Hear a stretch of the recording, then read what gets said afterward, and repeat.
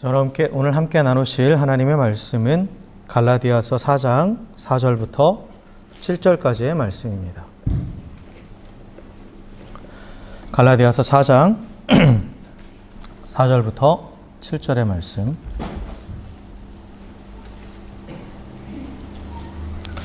자, 우리 한 절씩 교독하시겠습니다.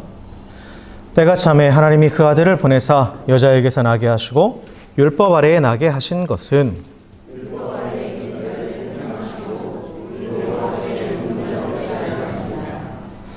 너희가 아들이므로 하나님이 그 아들의 영을 우리 마음 가운데 보내사 아빠 아버지라 부르게 하셨느니라.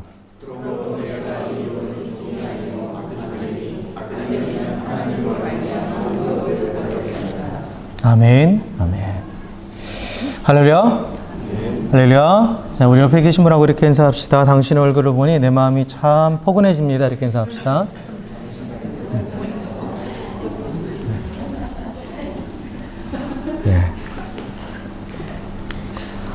네. 이제 이번 주가 지나 다음 주일이 이제 성탄절이죠? 성탄절이에요. 이제 한 해가 또 마무리되고 새로운 한 해가 오는 이 시점에 이 때가 참에라는 제목으로 좀 말씀을 좀 나누고 싶습니다. 때가 참에. 이 때가 찬다라는 것이 어떤 의미인가? 그리고 그 때라는 것이 무엇을 의미하는 것이고 이것이 그리고 실제적인 우리의 삶 가운데 어떻게 또 이것이 적용되는가를 좀 나누고자 하는데요. 근데 오늘 본문은 사실 그 하나님께서 예수님을 통해서 우리 가운데 이루신 그 구원에 대한 그런 내용이죠. 구원에 대한 내용입니다. 그래서 구원에 대한 핵심 진리를 우리 가운데 가르쳐줘요. 우리가 잘 아는 바지만 먼저 그래서 때가 찼을 때 하나님께서 우리를 예수님을 통해서 우리를 구원하셨는데 그 구원이 어떠한 의미인지 그 구원이 무엇인지에 대해서 한번 먼저 좀 살펴보고 그리고 그 구원을 이루신 하나님께서 또 우리 삶 가운데 어떻게 일하시는지에 대해서 또 한번 좀 나눠보는 시간을 갖고자 합니다. 그래서 오늘 말씀해 보면 하나님께서 우리 가운데 구원을 이루셨는데 그 구원의 방법과 구원의 목적 그리고 구원의 결과가 무엇인지를 이 짧은 네 구절 안에 우리 가운데 가르쳐주고 있어요. 그래서 먼저 하나님의 구원을 얘기할 때 하나님께서 그 아들 우리 가운데 보내셨다라고 말씀하고 있죠. 그게 구원의 방법이에요. 그런데 그 하나님께서 그 아들을 보내서 여자에게서 나게 하시고 율법 아래에서 나게 하신 목적이 무엇이라고 말하고 있습니까? 5절에 보면 율법 아래에 있는 자들을 속량하시고 우리로 아들의 명분을 얻게 하려 하심이라 라고 이렇게 말씀하고 있죠. 그래서 하나님께서 예수님을 보내주신 목적은 뭐냐? 우리를 율법 아래에서 자유를 주시고 그리고 아들의 명분, 즉 하나님의 양자됨, 하나님의 자녀로 우리를 삼으시기 위해서 그 아들을 보내셨다라는 거예요. 이게 바로 하나님께서 창세전부터 계획하신 하나님의 구원의 계획입니다. 그리고 구원의 방법은 예수 그리스도를 통해서죠. 근데 예수 그리스도가 왜 어떠한 분이길래 우리를 율법에서 해방시키시고 우리를 아들의 명분을 얻게 하시냐고 했을 때 지금 여기 두 부분이 나오죠. 여자에게서 나게 하셨고 율법 아래에 나게 하셨다라고 말씀하고 있잖아요. 그래서 여자 아래에서 났다라는 것은 예수님이 동정녀 탄생을 말하는 거예요. 그래서 예수님은 남성과 여성의 결합으로 인해서 태어난 분이 아니죠. 여자의 몸에서 성령으로 잉태해서 태어난 분이에요. 그렇기 때문에 예수님은 율법의 한계에 매이지 않는 분입니다. 율법의 한계. 모든 인간은 아담으로부터 이어진 원죄를 가지고 있죠. 아담으로부터 이어진 원죄를 가지고 있어요. 그래서 그 원죄로 인해서 율법은 우리가 그 원죄를 가진 자이고 그 원죄로 인해서 또 우리 안에 죄성이 있고 그래서 우리가 범죄하는 존재라는 것을 가르쳐줘요. 그럼으로써 죽을 수밖에 없는 존재라는 것. 그걸 가르쳐줍니다. 그러나 예수님은 동정녀에게서 나셨기 때문에 아담으로부터 오신 것이 아니라 하나님으로부터 오신 분이시기 때문에 그분에게는 원죄가 없죠. 아담으로부터 이어진 그 원죄로부터 자유로우신 분이에요. 그리고 또한 예수님이 또 원죄도 없고 죄성도 없으신 분이시기 때문에 이 땅 가운데 살아가시면서도 철저하게 하나님께 순종하셨죠. 모든 게 하나님께 순종하셨어요. 모든 부분에 있어서. 그래서 율법의 요구를 완전히 다 이루신 분이에요. 그러니까 율법의 정죄를 받지 않으시는 분이죠. 그래서 율법의 정죄를 받지 않으시는 분이시기 때문에 율법 아래에 있는 자들을 속량하실 수 있는 분입니다. 속량이라는 것이 대신 대가를 지불하고 자유를 준다라는 뜻이란 말이에요. 그래서 모든 인간은 죄를 범했기 때문에 율법이 정죄를 받아서 율법이 요구하는 대가는 뭐예요? 죄의 삭은 뭐죠? 사망이에요. 사망이죠. 그런데 예수님은 율법에 의해서 정죄받지 않으시는 분이에요. 그러니까 우리를 대신해서 그 죄값을 지불하시는 분이, 지불하실 수 있는 분이에요. 그게 동정녀 탄생의 의미입니다. 그래서 예수님께서 완전한 인간으로 이 땅에 오셨기 때문에 죄인들을 대신해서 십자가에서 죄의 대가인 죽음이라는 그 죄의 대가를 지불하실 수 있었던 거예요. 그리고 또 하나, 예수님은 그러나 본인에겐 죄가 없으신 분이라고 그랬잖아요. 그래서 더 이상 사망이 예수님을 가둬둘 수 없다고 그랬죠. 그렇죠? 죄 있는 자들은 영원히 사망의 권세 아래 매이지만 예수님은 죄가 없으신 분이시기 때문에 그 사망이 예수님을 죄 아래 가둬두지 못하고 예수님은 그 죽음을 이기시고 부활하셨죠. 하나님께서 3일 만에 예수님을 부활하게 하셔서 부활의 첫 열매가 되게 하셨습니다.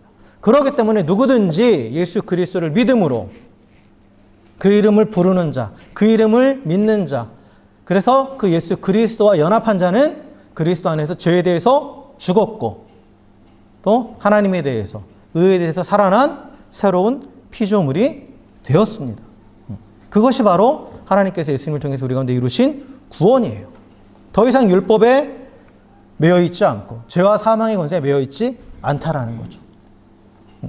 그래서 예수 그리스도의 십자가의 복음을 믿는 자는, 그 죽으심과 부활을 믿는 자는 예수님과 하나 되어서 모든 율법의 저주에서 해방되었고 그 결과 죄와 사망의 지배를 받지 않고 자유를 누리는 그러한 존재가 되었습니다. 그것을 위해서 예수님을 이 땅 가운데 보내주신 거예요. 그래서 그의 아들이라고 부름받게 되었죠. 하나님의 아들이라고. 더 이상 죄의 종이 아닌 하나님의 자녀라고. 그래서 존재가 변화되었어요. 그래서 그 존재가 변화된 그 결과, 구원의 결과는 무엇이냐? 구원의 결과는 오늘 6절과 7절에 보면 그게 나오죠. 구원받은 자에게는 하나님께서 뭘 보내주시냐면 그 하나님의 아들의 영을 보내주세요. 아들의 영이라는 것은 성령을 말합니다. 그래서 성령께서 그 안에 계심으로써 하나님을 이제 뭐라 부르는 거예요? 아버지라 부를 수 있게 됐다라는 거죠. 아빠, 아버지. 아빠, 아버지. 그러니까 하나님께서 우리를 자녀 삼아 주셨다는 것과 내가 하나님을 아빠, 아버지라 부르는 것과는 다른 거예요. 하나님께서 나를 그렇게 선포해 주셔도 하나님의 영이 우리 안에 없으면 우리는 하나님을 아빠, 아버지라 부를 수 없어요. 그래서 하나님께서 그 하나님의 아들의 영, 성령을 우리 가운데 보내주셨기 때문에 우리는 그 성령을 힘입어서 하나님을 아빠라고 부를 수 있게 된 거예요. 하나님을 아빠라 부를 수 있다는 것은 진정으로 하나님과 우리의 관계가 아버지와 자녀의 관계가 되었다라는 거고, 그 관계성 안에서는 또 뭐가 있느냐? 그 관계 안에서 누릴 수 있는 복이 있는 거예요. 하나님을 아빠라고 부를 수 있다는 것은 아버지 대신 하나님으로부터 내가 받을 수 있는 게 있다는 거죠. 그래서 부모가 자녀에게 주는 여러 가지 혜택들이 있죠. 그리고 자녀가 부모에게 당연히 요구할 수 있는 권리가 있어요. 그 대표적인 게 3가지가 있죠. 보호받을 수 있는 권리가 있죠. 그렇잖아요? 자녀들은 부모에게 나를 보호해달라고 요청할 수 있고, 부모는 당연히 자녀들을 보호해줘야 돼요. 그렇죠? 그래서 우리가 하나님을 아빠라고 부른다는 것은 하나님께 나를 보호해달라고 요청할 수 있다는 거예요. 그리고 하나님 당연히 우리를 보호하신다는 거죠. 그리고 또 하나, 자녀는 부모로부터 공급받죠. 공급받아요. 부모는 자녀들을 공급하면서 그들을 양육해야 될 의무가 있죠. 하나님은 우리가 아빠라고 부른다는 것, 아버지라고 부른다는 것은 우리가 하나님으로부터 내 모든 필요를 공급받을 수 있다는 거예요. 구할 수 있는 거죠. 그리고 하나님은 우리가 필요를 따라서 또한 가장 좋은 것으로 주신다라는 거예요. 그래서 구원의 결과 우리는 하나님의 자녀로서 이 2가지의 권세를 갖고 있고, 또 하나 뭐냐? 또 하나는 7절에 내가 이후로는 종이 아니요 아들이니 아들이면 하나님으로 말미암아 유업을 받을 자니라 라고 말했죠. 유업이라는 건 상속받는다라는 거예요. 자녀는 부모의 것을 물려받을 권리가 있죠. 아무리 속썩이는 자녀라 하더라도 법적으로는, 세상의 법도 그래요. 자녀에게는 무조건 유류분이라고 해서 유산을 줘야 돼요. 법적으로 보장받아요. 하나님의 자녀로서, 하나님의 아들로서 우리는 하나님의 나라, 장차 영원한 하나님의 나라를 상속받을 수 있는 권리가 있어요. 이게 구원받은 자에게만 그 구원의 결과예요. 예수 그리스도로 인한. 그래서 이 사도 바울은 이 짧은 4구절 안에서 하나님의 구원이 어떻게 이루어졌고 그 구원의 목적이 무엇이고 그 결과 우리에게 어떠한 일이 일어났는지, 그래서 예수 그리스도의 동정녀 탄생을 통해서 율법 아래에 있는 우리를 그 죄와 사망의 권세에서 해방시켜 주신 것이 구원이고 그 결과 우리는 하나님의 자녀라 부름받게 되었고 그리고 하나님께서 그 자녀된 우리에게 당신의 영을 보내주셔서 하나님을 아버지라고 부르는 그러한 관계를 계속해서 맺게 하시면서 보호해 주시고 공급해 주시고 또한 장차 영원한 하나님의 나라를 유업으로 받게 하신 것. 그게 바로 하나님의 구원이에요. 구원입니다. 그래서 하나님은 성경은 처음부터 이 구원, 이 하나님의 구원 이것을 계획해 놓으셨다고 말해요. 그래서 예수 그리스도를 통해서 모든 죄인들을 구원하실 계획을 세워 놓으셨고 그것을 인류의 역사 안에서 계속 진행시켜 오셨어요. 그런데 그 구원의 계획이 완성되기 위해서는 때가 차야 됐다라는 거예요. 때가 참에 하나님께서 그 구원의 계획을 완전히 이제 실행하시기 위해서 그 아들을 보내셨다라는 거죠. 그러니까 때가 찬다라는 것. 이 때가 찬다라는 것이 지금 사실 오늘 말씀에서 제일 핵심이에요. 제가 나누고 싶은 부분이에요. 하나님의 원대한 구원의 계획이 이루어졌는데 그게 언제 이루어졌냐? 때가 찼을 때 이루어졌다라는 거예요. 때가 찼을 때. 그래서 이 때라는 말은 이게 아니죠. 이게 아니고 때는 시간을 가리키는 말이죠. 시간. 그렇죠? 영어로 하면 when이죠. when. 근데 신약 성경은 이제 헬라어로 쓰여졌잖아요.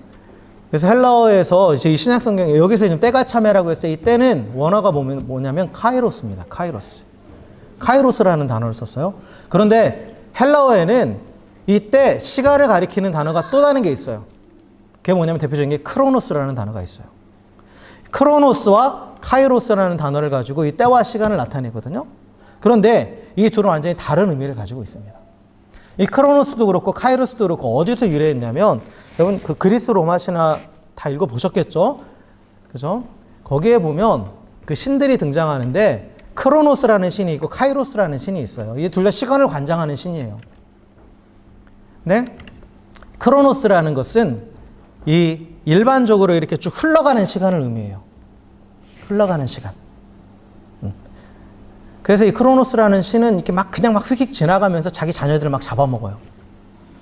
근데 카이로스라는 그 시간을 나타내는 관장하는 이 신은 어떤 의미를 가지고 있냐면 기회라는 의미를 가지고 있습니다. 기회. 그래서 개념이 좀 달라요. 크로노스라는 시간의 개념은 뭐냐면 객관적인 시간이에요. 우리가 그냥 일반적으로 이 시계를 보고 흘러가는 시간들이 있잖아요. 시와 분과 초로 나눠지고 또 달과 해로 나눠지고 그렇죠? 그래서 뭐 지구의 자전과 공전에 따라서 전체 움직임에 따라서 쭉 흘러가는 연속적인 시간의 개념이에요. 이게 크로노스예요. 그래서 연대기 할 때 크로니컬이라고 하잖아요. 여기서 유래된 단어예요. 근데 이 카이로스는 뭐냐면 이런 흘러가는 시간이 아니에요. 어느 한 개인이나 어떤 공동체 안에서 특별한 사건이나 의미가 있는 그 순간을 가리키는 말이에요. 그래서 이 크로노스라는 시간은 잡을 수 없어요. 근데 카이로스는 잡을 수 있는 시간이에요. 그래서 이 카이로스 신은 어떻게 생겼냐면 앞머리가 아주 길어요. 근데 뒷머리는 없어요. 되게 재밌게 생겼죠? 이게 뭐냐? 기회는 다가올 때는 잡을 수 있지만 지나가면 잡지 못한다는 의미예요. 그래서 카이로스라는 시간은 잡을 수 있는 시간이에요. 내가 준비되어 있으면. 그러나 지나가면 그때는 못 잡는 거예요. 근데 크로노스라는 시간은 내가 잡을 수 없는 거예요. 그냥 흘러가는 거예요. 그냥 쭉 흘러가는 겁니다. 그러니까 여러분이 이 시간이 예배드리는 이 시간이 크로노스의 시간이 되느냐 카이로스의 시간이 되느냐는 이 시간을 내가 어떻게 의미 있게 받아들이느냐 아니면 그냥 흘러가는 시간으로 내버려두느냐에 따라서 완전히 달라지는 거예요. 그래서 이 카이로스라는 단어를 썼단 말이에요. 이 때가 참회라고 해서 카이로스. 그리고 성경에서 대부분에 보면 물론 카이로스와 크로노스가 같이 쓰여진 구절도 있지만 예수님이 말씀하실 때 때가 참회, 때가 이름에 이때는 다 카이로스라는 단어를 썼어요. 그래서 이 카이로스는 아까도 말씀드렸지만 뭔가 기회가 되는 거. 결국은 모든 것이 그 어떠한 사건이나 어떠한 계획들이 이루어지게 적절한 그때 그것을 의미하는 거예요. 그래서 이 카이로스는 아까도 말씀드렸지만 준비의 개념이 들어가요. 준비. 이 카이로스라는 시간을 맞이하기 위해서는 뭘 해야 되냐면 준비가 돼야 되는 거예요. 그러니까 똑같은 예배의 시간에 앉아 있어도 준비되는 사람은 예배의 시간이 카이로스가 되는 거예요. 근데 준비되어 있지 않은 사람은 그냥 지나가는 크로노스가 되는 거죠. 그래서 오늘 이 본문에서 이 때가 찼다라는 말은 지금 이 뒤에 하나님께서 예수님을 통해서 계획하시고 실행하시려고 하는 그 구원의 계획이 이제 실제적으로 실행되기에 적절한 때가 됐다라는 거예요. 적절한 때가. 그 예수님을 통해서 하나님이 하시고자 하시는 그 구원의 계획이 이제 실제적으로 역사 가운데 나타나기에 필요한 모든 준비가 갖추어졌다라는 거죠. 그게 때가 찼다라는 의미예요. 때가 찼다라는 의미예요. 자, 그렇다면 하나님이 지금 때가 차서 그 아들을 보내서 구원의 계획을 지금 실행하셨다라고 하는데, 그러면 이게 준비가 됐다라는 건데 무엇이 준비됐느냐? 하나님의 때가 차기 위해서 그러면 준비가 된다고 말씀드렸는데, 그럼 준비한다라는 게 뭔가? 뭐를 준비해야 되느냐? 어떠한 것을 보고 우리가 준비됐다라고 하느냐? 라는 것을 우리가 조금 이제 그런 질문이 들 수 있죠. 그런 의문이. 뭐를 보고 준비됐다고 하는 건지. 그렇죠? 그래서 중요한 것은 뭐냐면 이 예수님을, 이 때가 찼다라는 것은 예수님을 구세주로 맞이할 준비가 됐다라는 거예요. 구세주로. 예수님을 구원자로 맞이할 준비가 됐다라는 거죠. 그렇다면 인간이 예수님을 구원자로 맞아들일 준비가 됐다라는 것이 어떤 의미냐? 어떤 의미냐? 이거 두 가지를 깨닫는 거예요. 첫째는 뭐냐? 내가 구원이 필요한 존재라는 것을 깨닫는 거예요. 이게 뭐예요? 내가 죄인임을 깨닫는 거죠. 내가 죄인임을. 그래서 내가 전적으로 죄로 인해서 타락한 존재라는 걸 깨달아야 돼. 그래야 구원의 필요성을 느끼는 거 아니에요. 그래야 메시아를 받아들이는 거 아니에요. 그죠? 전도할 때도 그래도 제일 먼저 복음 전도할 때도 쭉 복음 전도할 때 우리가 보면 제일 먼저 복음 제시할 때 뭘 얘기합니까? 당신은 죄인입니다로부터 시작해요. 그거에 대해서 인정이 되지 않는 사람은 메시아를 받아들일 이유가 없는 거죠. 구원자를 받아들일 이유가 없는 거예요. 그래서 예수님을 구세주로 맞이할 준비가 되었다라는 것은 죄인임을 깨닫는다라는 거예요, 스스로. 그래서 하나님께서는 우리 인간이 죄인임을 깨닫게 하시기 위해서 인간에게 주신 게 뭐냐? 율법이에요. 갈라디아서에서는 이 율법의 목적과 의미에 대해서 계속해서 우리가 강조하고 있죠. 율법은 우리가 구원을 주는 게 아니에요. 그런데 율법은 우리가 죄인임을 깨닫게 해요. 그래서 우리를 그 메시아된 그리스도 앞으로 나아갈 수 있도록 도와주는 역할을 한다는 거예요. 율법은. 그래서 율법은 죄를 깨닫게 하고, 그리고 또한 그 죄의 결과가 죽음이라는 것을 알려주는 게 바로 율법입니다. 그래서 율법의 내용을 알고 그것의 영적인 의미를 정확하게 이해만 한다면, 단순히 그 조문을 지키는 것이 아니라 그 안에 있는 율법이 정말 우리 가운데 가리키는 것이 무엇인지 정확하게 이해하는 사람은 내가 이 율법대로 살 수 없다는 걸 깨닫게 돼요. 그래서 나를 비롯한 모든 사람이 죄인이라는 사실을 깨닫게 됩니다.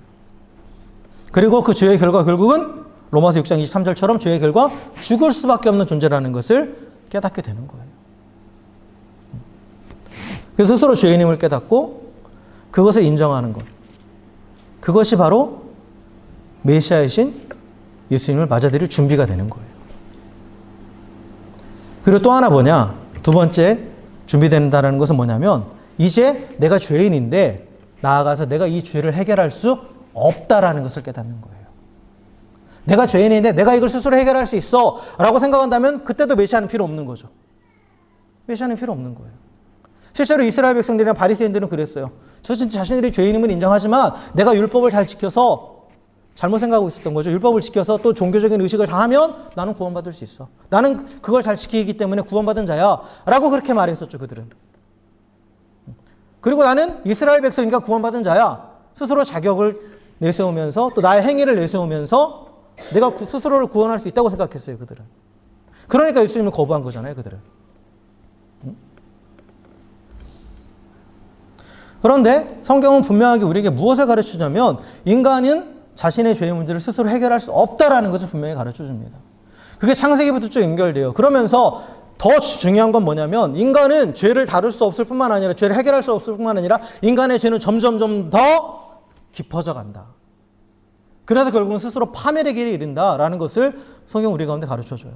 그 가장 확실한 예가 뭐냐면 창세기에 보면 아담과 하와가 죄를 지었을 때 그들이 제일 먼저 보인 반응은 부끄러워서 숨었죠.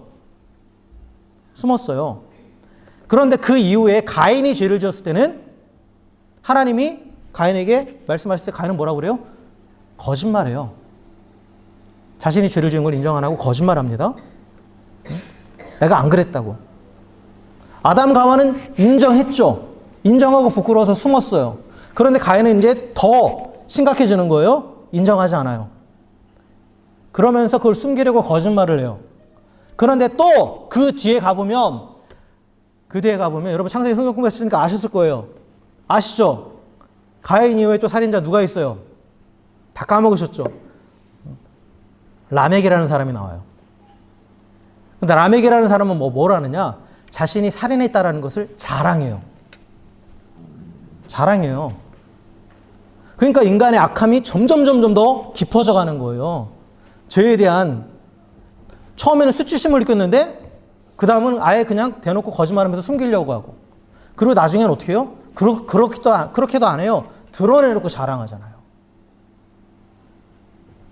그러니까 인간은 스스로 죄를 다룰 수 없을 뿐만 아니라 그 죄는 더 깊어져 간다는 거예요. 그래서 스스로 멸망의 길을 가는 거예요. 그러니까 하나님께서 어떻게 하십니까? 창세기 6장에 보니까 창세기 6장에 뭐가 있어요? 노아의 홍수의 사건이 나타나죠. 모든 사람이 죄악이 관영함을 보시고 온 세상의 죄악이 가득 참을 보시고 쓸어버리시죠. 한번 리셋을 한번 하세요. 리셋을 한번 하십니다. 그래서 홍수로 인해서 노아의 가족을 제외한 당대 의인이라고 불리는 노아의 가족을 제외한 모든 인간은 다 멸망했어요. 그리고 나서 노아의 후손들이 다시 쫙 퍼져나갔단 말이에요. 그런데 그렇다면 새롭게 시작했으니까 그러면 인간이 그럼 죄의 문제를 해결하고 선하게 사느냐? 그게 아니었죠. 인간이 계속 퍼져 살면서 창세기 11장에 가면 뭐가 나옵니까? 바벨탑 사건이 나와요. 바벨탑 사건이 나와요. 이 바벨탑 사건은 창세기 3장의 선악과를 따먹는 사건과 똑같은 성격의 사건이에요. 아담과 하와가 선악과를 따먹을 때 사단이 그들을 뭐라고 유혹했습니까? 이걸 따먹으면 네가 하나님처럼 된다예요. 네가 하나님 자리에 올라간다예요. 바벨탑을 쌓으면서 사람들이 한 말은 뭐예요? 우리가 이 탑을 가지고 하늘에 닿자. 이걸 쌓아가지고 우리가 하나님이 되자예요. 똑같은 죄의 습성이 그대로 나타나죠. 그러면서 인간들이 자신들이 힘을 합쳐서 하나님을 대적하는 거예요. 똑같이.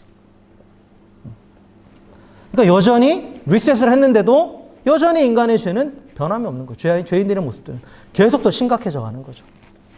근데 하나님은 홍수 이후에는 다시 인간을 멸하지 않으시겠다고 약속하셨기 때문에 그때는 어떻게 하십니까? 그냥 흩어버리시죠. 인간들을 흩어버리세요. 그래서 이 역사적인 이 사건들을 통해서도 우리는 인간이 스스로 죄를 다룰 수 없고 오히려 더 악해져 간다는 걸 분명하게 알 수가 있는 거죠. 그리고 나서 하나님께서 또한 인간에게 또 다른 기회를 주세요. 스스로 해볼 수 있는 기회, 스스로 죄를 해결할 수 있는 기회, 해고를 해보라고. 그래서 아브라함이라는 한 사람을 택하셔서 그 사람의 후손에서 나온 한 민족을 당신의 백성으로 삼으시죠. 그리고 그들에게 율법을 주시면서 율법을 통해서 하나님의 나라 백성답게 살아가게 하고 그러면서 하나님의 영광을 세상에 드러내는 존재로 삼아 주셨어요. 근데 그들도 어떻게 돼요? 실패하죠. 하나님이 실패한 게 아니에요. 그들이 실패한 거예요. 하나님의 그것을 지키면 복을 얻고 하나님의 영광을 드러낼 수 있는 그 율법을 자신들의 마음대로 왜곡하고 해석해서 자신들의 마음대로 그것을 갖다 붙이고 단순히 종교의식으로 전락시켜버리면서 그래서 하나님을 더 의지하며 살아가는 것이 아니라 오히려 내가 종교적인 의식을 다했기 때문에 나는 구원받았다라고 착각하고 만방의 복음을 전하기보다는 우리만 구원받은 백성, 다른 민족들은 다 저주받은 민족. 계속해서 더 타락해 갔죠. 더 타락해 갔어요. 그러니까 결국 또 그들도 하나님께서 만방에 흩어버리시잖아요. 이 모든 사실 이 창세기 이후의 인류의 모든 역사는 인간이 스스로 자신을 구원할 수 없다라는 것을 보여주는 역사예요. 그래서 구약 성경이 있는 거예요.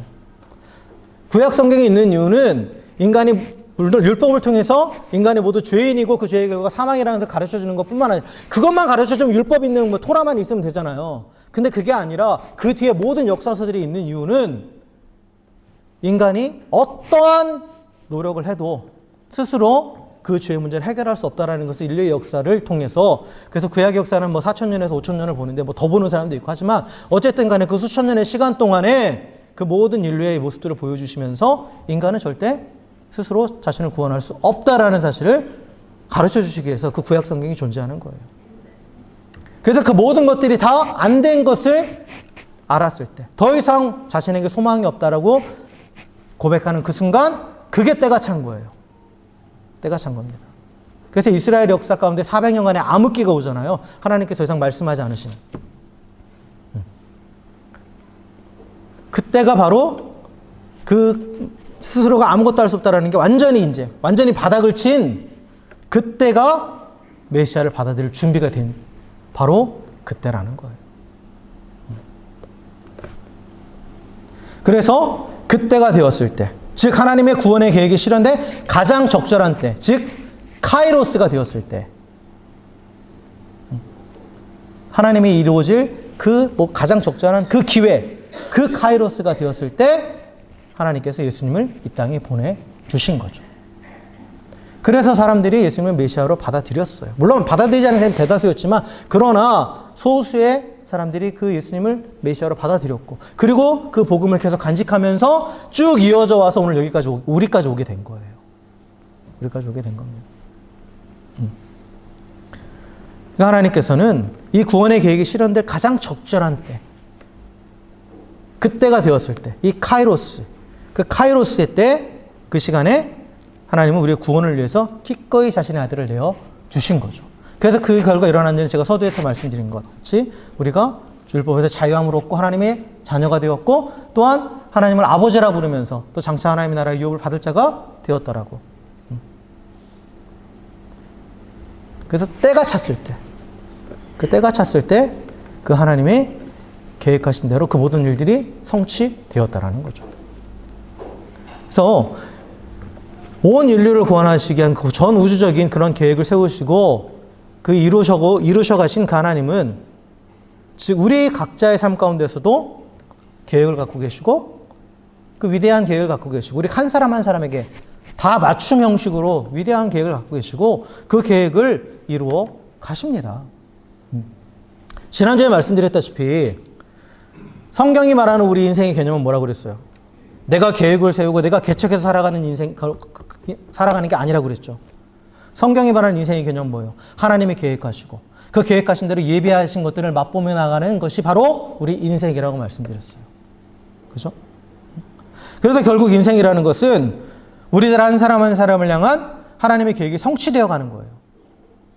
그게 인생입니다. 하나님의 계획 가운데 또한 예비하신 것들을 맛보면서 이제 이 땅에 머물러 있는 것이 아니라, 이 땅에 매여 있는 것이 아니라 하나님의 향해, 영원한 하나님의 나라를 향해서 나아가는 것이 지금 우리가 살아가고 있는 인생의 발걸음이에요.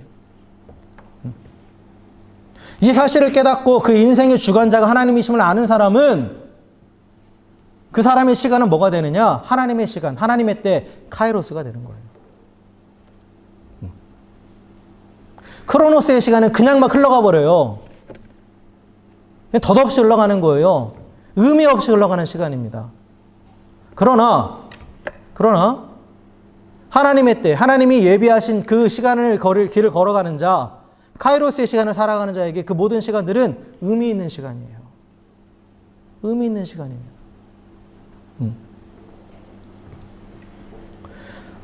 그래서 카이로스의 시간을 살아가느냐, 크로노스의 시간을 살아가느냐에 따라서 그 삶이 완전히 달라지는 거예요. 그냥 허무한 인생이 되느냐, 의미 있고 또 정말 뭔가를 성취하는 인생이 되느냐는 내 삶의 인생의 그 시간들을 그저 흘려보내는 그냥 크로노스로만 보느냐, 아니면 하나님의 계획 안에 있는, 그리고 그 하나님의 계획이 이루어지는 가장 적절한 때라는 그 카이로스라는 그 생각을 가지고 살아가느냐에 따라서 그게 완전히 달라진다는 거죠. 사랑하는 성도 여러분, 우리가 살아가는 그 삶의 모든 시간이 그냥 흘러가는 크로노스가 아니라 하나님의 계획이 이루어지는 카이로스의 시간이 되시길 원하십니까? 그렇다면 아까도 말씀드린 어떻게 돼야 돼요? 준비가 돼야 되는 거예요. 어떤 준비? 하나님이 나의 인생의 주관자라는 것을 인정하고 그 하나님께 모든 것을 맡기는 것. 그게 준비하는 거예요. 그게 카이로스의 시간을 맞이할 준비가 되는 거예요. 그게. 그래서 먼저는 내 삶 가운데 하나님의 계획이 있고 그 하나님의 계획의 가장 선하심을 고백해야 되고, 그러고 내 계획이나 내 생각 이것들을 다 내려놓고 하나님께서 일하실 것들을 바라보면서 나아가야 된다는 거죠. 내가 살아있어서 아직 해볼 만하다고 생각하면 하나님은 억지로 우리의 삶에 개입하지 않으세요. 그러면 그 삶은 그냥 의미 없이 흘러가는 크로노스의 시간이 되는 거예요. 그러나 겸손하게 그 하나님 앞에 엎드려서 나는 할 수 없습니다. 그리고 내 삶의 주인은 내가 아닙니다. 하나님이 내 삶의 주인이시고 나는 그 예비하신 길을 따라가는 것뿐입니다. 라고 그렇게 진정으로 고백할 때, 이게 바로 힘을 빼는 거거든요. 힘을 빼고 오직 나의 인생의 주관 되시는 그 하나님을 인정하면서 바라볼 때, 그때 하나님이 우리 삶 가운데 개입하시는 거예요. 바로 그때가 그 적절한 때, 그때가 바로 카이로스죠. 그래서 우리의 삶의 모든 순간들이 하나님의 계획이 이루어져가는 의미 있는 시간들, 카이로스가 되는 거예요. 여러분, 우리가 지금 2022년 이제 한 보름도 안 남았죠? 2주 정도 남았어요. 자, 그런데 2022년의 시간을 한번 돌아보면서, 자, 여러분에게 2022년의 시간은 그냥 지나가는 크로노스였습니까? 아니면 하나님의 계획 안에서 그 하나님의 계획이 이루어져 가고 그 가운데서 우리가 의미 있었던 카이로스였습니까? 한번 곰곰이 생각해 보세요. 나는 시간을 하나님의 계획 안에서 잡으면서 살아갔는지, 아니면 그저 흘러가는 대로 거기에 휩쓸려 살아갔는지. 2020년이 얼마 남지 않은 이 상황에서 우리가 한번 좀 돌아봤으면 좋겠습니다. 그리고 우리의 남은 시간이, 우리 앞으로에 또 다가오는 그 모든 시간들이 그냥 부딪혔다가 지나가는 크로노스가 아니라, 정말 하나님의 계획 안에서 하나님이 또 일하심을 보면서 모든 의미 있는 시간들, 그런 카이로스의 시간이 되기를 주의 이름으로 축원합니다. 말씀을 마무리하겠습니다. 성경은 자신의 힘으로 수고하고 애쓰며 크로노스의 시간을 살아가는 인생을 이렇게 한마디로 표현해요. 전도서 1장 2절에 헛되고 헛되며 헛되고 헛되니 모든 것이 헛되도다. 헛된 인생이라는 거예요. 내 힘으로 수고하고 애쓰는 그 모든 것들이 다 뭐라고요? 헛되다라고요. 그러나 또 모든 것을 하나님께 맡기고 카이로스의 시간을 살아가는 인생에 대해서도 표현하는 말씀이 있어요. 여러분 너무나 잘 아시는 말씀이에요. 하나님을 사랑하는 자, 곧 그 뜻대로 부르심을 입은 자들에게는 모든 것이 합력하여 선을 이루느니라. 로마서 8장 28절의 말씀이죠. 아무 의미 없는 게 없다라는 거예요. 모든 그 삶 가운데 일어나는 모든 사건들, 모든 시간들이 어떤 의미를 가지는 거예요? 하나님의 뜻을 이루어가는 의미를 가지게 된다는 거죠. 누구가? 어떤 사람이 하나님께 나의 인생을 맡기면서 카이로스의 시간을 걸어가는 사람. 그 사람 삶 가운데는 의미 없는 게 아무것도 없다라는 거예요. 그래서 제가 여러분 그렇게 말씀드렸죠. 정말 하나님을 의지하고 신뢰하며 살아가는 그리스도인의 삶 가운데는 의미 없는 시간은 없다고요. 의미 없는 시간은 없어요. 그 모든 것들을 하나님께 동원하셔서 결국은 하나님이 창세전부터 계획하셨던 그 하나님의 뜻과 계획을 이루어 가시는 거예요. 그 시간이, 그 순간이 때로는 괴로운 순간이었다 할지라도, 정말 기억하고 싶지 않은 그런 나쁜 순간이었다 할지라도 그것이 의미 없는 것이 아니라 결국은 그 모든 것들이 결국은 하나님의 그 뜻과 계획을 이루어가는 그 모든 의미 있는 순간들이 된다는 거죠.